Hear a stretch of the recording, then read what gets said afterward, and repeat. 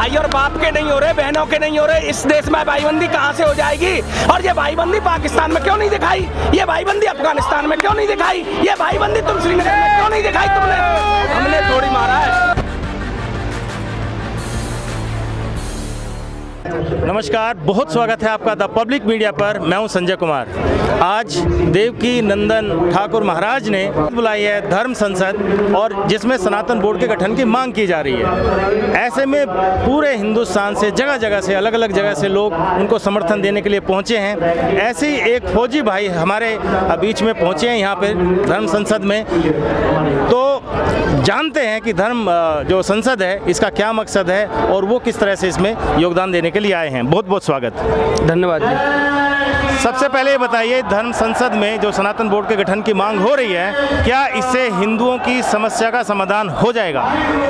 हिंदुओं की समस्या का समाधान होगा शस्त्र से और शास्त्र से। शस्त्र की बात आती है वहाँ पर ये भी एक काम करेगा, रक्षा तो इसी से होनी है, दोनों चीज़ों से ही हिंदुओं की। लेकिन देखिए, एक और संसद धर्म संसद हुई थी मेरठ में, जितनी नरसिंहानंद महाराज जी ने वो बुलाई थी, उन्होंने भी यही बात की थी, शस्त्र वाली बात की थी, लेकिन उनको शंट कर दिया गया। उनके खिलाफ कितनी एफआईआर्स हुई। तो जहां हमारे पास पुलिस है, सेना है, संविधान है, इनकी बात करते हैं, तो वहाँ शस्त्र की बात आज के युग में क्या प्रासंगिक है? पहली बात तो ये है कि जब पशु पागल हो जाए ना कोई, तो उसको सिवाय डंडे के समझा नहीं जा सकता। पहले तो इस बात को। दूसरी बात जो हुई है पुलिस की और फौज की, वर्तमान में दो उदाहरण है। अफगानिस्तान के राष्ट्रपति जहाज से भाग गए, उस देश में सरकार भी थी, पुलिस भी थी और फौज भी थी। अब बांग्लादेश से शेख हसीना सरकार होते हुए, पुलिस होते हुए, फौज होते हुए भी जान बचा के भागना पड़ा उसको। तो ये कोई एक दो उदाहरण नहीं है। सेना, पुलिस और फौज कुछ नहीं करेगी। देश वो बचा है जिसके नागरिकों ने अपने देश के लिए कुर्बानियां दी हैं, जिन्होंने, आम जनता ने जिस देश को बचाया है। ये सरकारें बचाएंगी, फौज बचाएगी, पुलिस बचाएगी, ये आत्महत्या करने जैसा प्रयास है। जब आप बांग्लादेश की बात कर रहे हैं, वहाँ के हिंदू आधे यहाँ तक पानी में खड़े हुए थे कि भारत हमें शरण दे दे क्योंकि जान पे बनाई है, लेकिन यहाँ की सरकार ने कुछ नहीं किया उन हिंदुओं के लिए। इस पर क्या कहेंगे? इसी के लिए तो सीए ला रहे थे। सीए एनआरसी किसके लिए थे? जो प्रताड़ित हो रहे पड़ोसी देशों में, वो यहाँ पे आके रह सकें। लेकिन ये भी पास नहीं, शाहीन बाग बन गए, पूरे देश में प्रदर्शन होने लग गए। अभी वक्फ बोर्ड जो एक काला कानून है इस देश में, मतलब एक होता है चोर, चोर तो होता है रात में चोरी करेगा, लेकिन मैं आपसे मूंगफली लेने गया और 4 मूंगफली मैंने खा ली, ये तो मेरा हक तो नहीं है ना। हक तो मैंने 100 ग्राम ली तो उन्हीं पे, लेकिन 4 जो खाई वो चोरी है। ये दिन की चोरी है, इसको कोई चोर नहीं बोल रहा। कानून के लिहाज से रेलवे, आर्मी और क्रिश्चियनों के बाद में सबसे ज्यादा जमीन वक्फ बोर्ड ने अधिकृत की है। इस बात को कोई नहीं बोल रहा। हिंदुस्तान में जब धर्म के आधार पर तुम्हारी भूमि हो गई, वहां से जो अल्पसंख्यक थे, हिंदू थे, वो तुमने सब मिटा दिए, उनकी भी ले ली। फिर इसके बाद में फिर यहाँ पे क्यों? यहाँ पे जमीनें कानून के हिसाब से अधिकृत की जा रही है। इतना बड़ा एरिया कवर करने के बाद भी, 8 लाख वर्ग एकड़ का एरिया कवर करने के बाद में भी अभी इस कानून की लोगों को पता ही नहीं है। तो ये जो भेदभाव है शिक्षा के नाम पर अलग बोर्ड, चीजें बेचने के नाम पर लाल सर्टिफिकेट, जमीन अधिकृत करने के लिए ये वर्षे पैक ला दिया यहाँ पे। अभी एक ला रहे थे ये दंगा एक जो था कम्युनल बिल जी।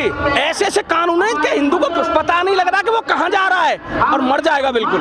तो इसलिए इनका विरोध बहुत जरूरी है। जो नरसिंहानंद जी ने किया, मानता हूं मैं ज्यादा सफल नहीं हो सके, यहाँ से भी ज्यादा सफल है, लेकिन इतना जरूर है, एक करंट है जनता में जो इनसे कहीं ना कहीं ज्यादा बढ़ रहा है। इससे भी बड़ी धर्म संसद होगी, लोग जगेंगे, कहीं ना कहीं 2-4-5 साल में तो देश खड़ा हो ही जाएगा। ये फेलियर नहीं है सिस्टमों का, ये संसद फेलियर नहीं है, ये संसद है। मानता हूं 100% अगर सक्सेस नहीं हो पा रही है प्रेम में, तो कम से कम 20-25% तो सक्सेस हो ही रही है। संविधान में, भारत के संविधान में धर्मनिरपेक्षता की बात की गई है, बराबरी की बात की गई है, लेकिन जब इस तरह के बोर्ड के गठन की मांग होती है तो ये आरोप लगाया जाता है कि हिंदू मुस्लिम का जो भाईचारा है वो खतरे में है, उसको खत्म करने का प्रयास किया जा रहा है। कुरान की 12 आयतें भाईचारे की मना करती हैं। चैप्टर 58 की आयत नंबर 19, चैप्टर 58 की आयत नंबर 22।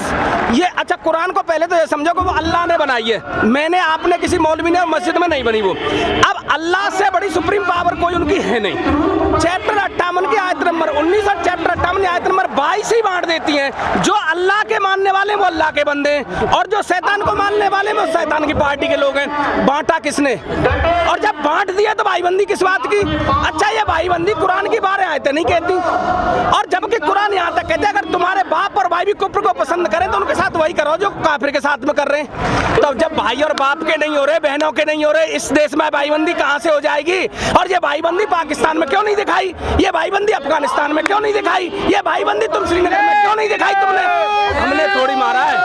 आप एक उदाहरण देखिए, एक उदाहरण देखिए, जहाँ पे जिस गांव में 2 भी मुसलमान के घर हैं वो आराम से रह रहे होंगे, आराम से रह रहे हैं, लेकिन एक जगह बता दीजिए जहाँ पे 40% वो हो गए हो वहाँ पे हिंदू पलायन नहीं कर रहे हो। एक जगह ढूंढ के दिखा दीजिए।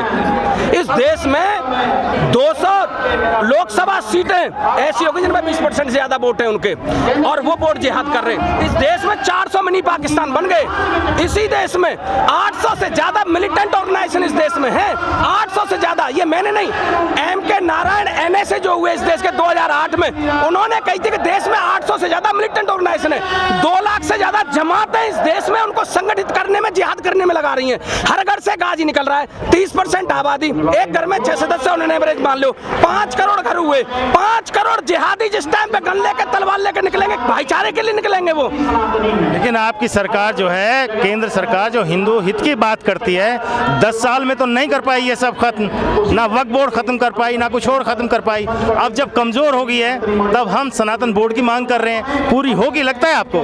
पहले नंबर पे तो सरकार का इवेंट नहीं है। दूसरी बात एक और है, सरकार किससे मजबूत होगी?